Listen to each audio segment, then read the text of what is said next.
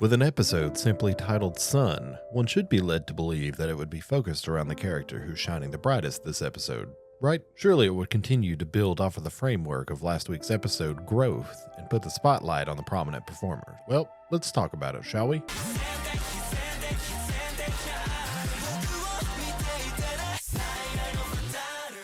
With the Tokyo Blade play officially in full effect, it was finally time for the face-off between Kana and Akane. And both of them are putting in stellar performances, which was noted by both producers and Abiko-sensei. But the big fight scene between Tsurugi and Princess Saya upon us, the baggage that these two women carry is on full display for us. However, it's Akane's turn to narrate this episode and give us her side of the story of why she has such contempt for Kana. And oh boy, is there a story to tell.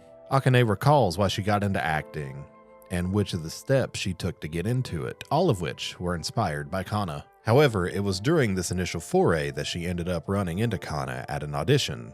But as per the old adage of don't meet your heroes, Akane has a less than stellar first meeting with Kana. While finding out that the entertainment industry is rigged and Kana, even as a young child, was already so jaded with the business, Akane decides that the business itself is flawed, and that she would succeed no matter what through her acting ability alone. Thus, the rivalry between the two was born. However, that's not the only thing on display in this episode.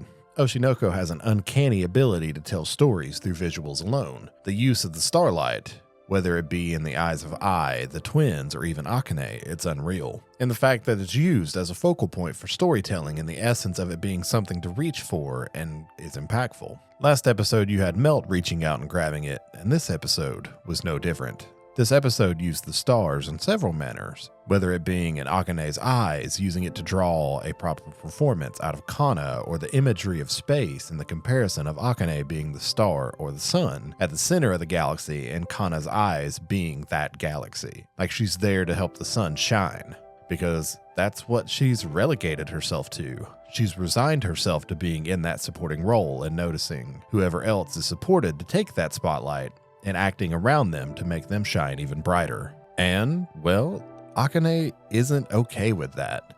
Sure, she's talked all season about wanting to beat Kana in a battle of pure acting, but she wants to beat Kana at her best.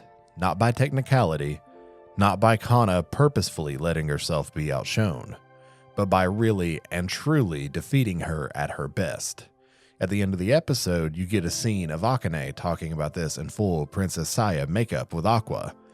And although we aren't certain chronologically when this took place, we can be certain that the next episode will feature the two of them trying to drag Kana out of her shell by hook or by crook. And there's a moment towards the end of the episode where it looks like Akane's words actually reach her. Everything about her body language and her voice actress's performance screams it. And then she's met with flashbacks of her former childhood self, surrounded by spotlight yet afraid and all alone. And it's in that moment that Kana pulls back her performance. While we get a monotone slideshow of her past with a drastic tonal shift in the music, Kana vows to discard her ego and support Akane. This is especially painful to watch because we know this isn't what Kana wants either. However, through her acting career, this is what she's learned works to please the adults surrounding her. The producers, directors, and casting agents don't want an actor who hogs the spotlight. They don't want someone selfish and self-important. Kana tried that and soon realized that what books her more jobs and gives her a more stable career to continue to support her family is compliance. If the director has an agenda to make one character or actor stand out in the performance, what Kana needed to do to please that director is to make that actor stand out even more in comparison to her acting.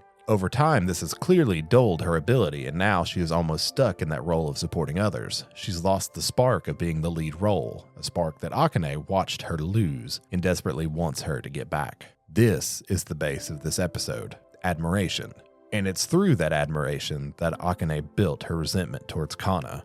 How could she lose that passion and dampen her talent and power to shine brighter than anyone? Akane studied child psychology over the years to understand Kana and her reasoning, but that doesn't make her like it. This is the basis of the fight we are expecting in the next episode, where we will hopefully see Akane reignite that spark in Kana. The commentary of this episode really dives into the minds of child actors and the pressures they face at a very young age to support the adults around them, and reflects that against the child who performs for passion alone.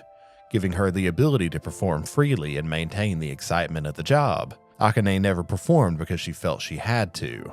Kana performed because she felt she had no choice. Now Akane shines and Kana supports from the shadows, drained from her years of compliance. And those who saw Kana when she was at her strongest resent the actor she became. So next week, we might just see Kana shining brightly again as Aqua and Akane force her into the spotlight. Safe to say, I can't wait. And thank you all so much for watching this video. We really appreciate it. If you enjoyed the video, please consider giving it a like and subscribing. We'd really appreciate it. And also leave us a comment down in the comment section below if you know, what you thought about this week's episode and if you're looking forward to next week.